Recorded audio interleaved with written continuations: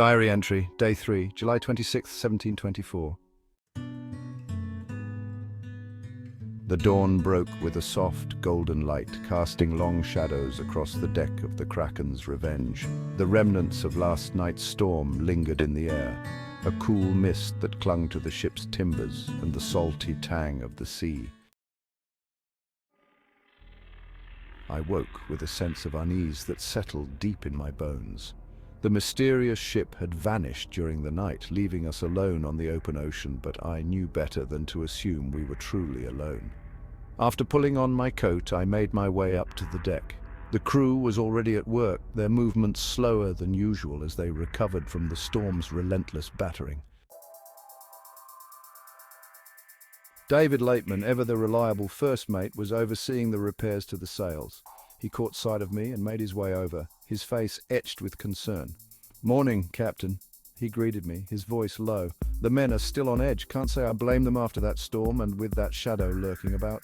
"Aye," I replied, scanning the horizon. The sea was calm, almost eerily so, and there was no sign of the ship that had been following us. "Keep them busy, David. Idle hands breed fear. We'll need everyone sharp if we're to press on." He nodded, understanding the need for action. "We've repaired most of the damage. The sails are in decent shape and the hull held up well. We should be able to make good time today." "Good," I said, clapping him on the shoulder. "We need to reach the Devil's Triangle before our mysterious friend decides to return." With that, I moved to the helm, taking control of the wheel as we adjusted our course. The Krakens' Revenge creaked and groaned beneath me, her timbers speaking the language of the sea. As we sailed onward, the crew found their rhythm again, their hands and minds occupied with the tasks at hand. The morning passed without incident, the sea stretching out before us like a vast glittering expanse. But despite the calm, I couldn't shake the feeling that we were being watched. I caught myself glancing over my shoulder more than once, half expecting to see the dark shape of our pursuer on the horizon. By midday, the sun was high in the sky, its warmth cutting through the lingering chill of the morning. The men gathered on deck for a quick meal, their spirits bolstered by the return of fair weather. I joined them briefly, exchanging a few words and sharing a mug of ale with David before returning to the helm.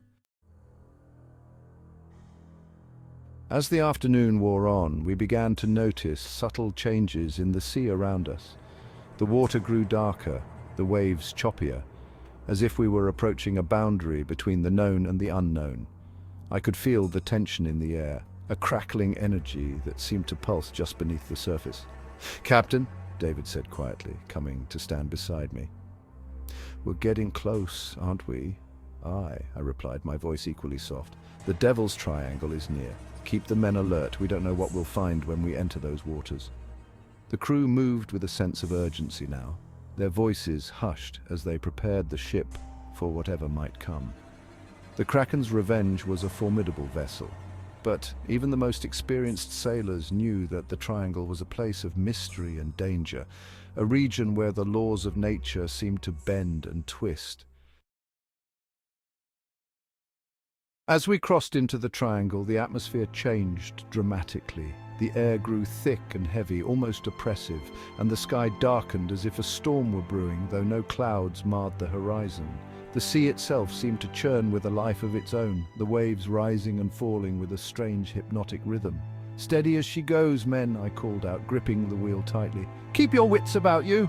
The ship groaned under the strain as we pressed onward, every creak and moan amplified in the unnatural silence that had settled over the sea.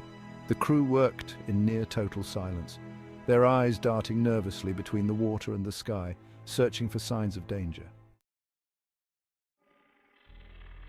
The sun began its descent, casting long shadows across the deck.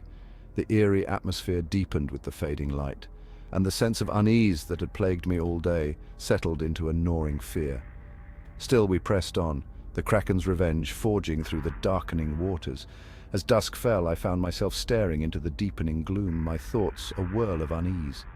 The sea, once our ally, had become an enigma, its calm surface belying the dangers I knew lurked just beneath. The Devil's Triangle was no ordinary stretch of ocean. It was a place of legend where ships and men disappeared without a trace. I couldn't help but think of Captain Shanks and his crew. Had they succumbed to the Triangle's strange power, or were they still out there, somewhere in these cursed waters? The thought of Shanks, an old friend turned rival, gnawed at me. We'd both set out in search of the same prize, but it seemed fate had dealt him a crueler hand. Or had it?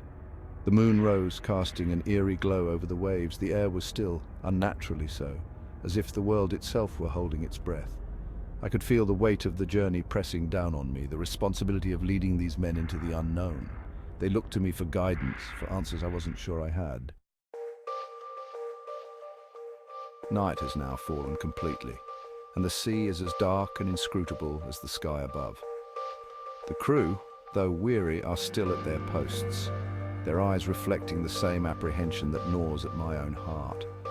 We've passed the point of no return, and I can only hope that the course we've set will lead us to more than just another ghost story whispered among sailors. As I sit here in the quiet of my cabin, the ship gently rocking beneath me, I can't help but wonder what the dawn will bring. Will we find the gold, the answers we seek, or will we, like so many before us, be lost to the sea's relentless grasp? Only time will tell. For now, I can do little more than trust in the Kraken's revenge and the men who sail her. We'll face whatever comes together, as we always have. But I can't shake the feeling that something waits for us out there, just beyond the edge of the known world, something that could change the course of our lives forever. The lantern's flame flickers as a cool breeze drifts through the cabin. I think of the prey for Mojo, the ghostly ship we've pursued for so long. If it truly lies within these waters, then tomorrow could bring the answers we've sought. But the Triangle holds its secrets close, and I fear what we might uncover when the veil is finally lifted. For now, I'll leave the rest to the sea. Whatever awaits us, we'll face it as men of the Kraken's revenge. We have no choice but to press on into the heart of the unknown. Tomorrow will bring what it will, end of day.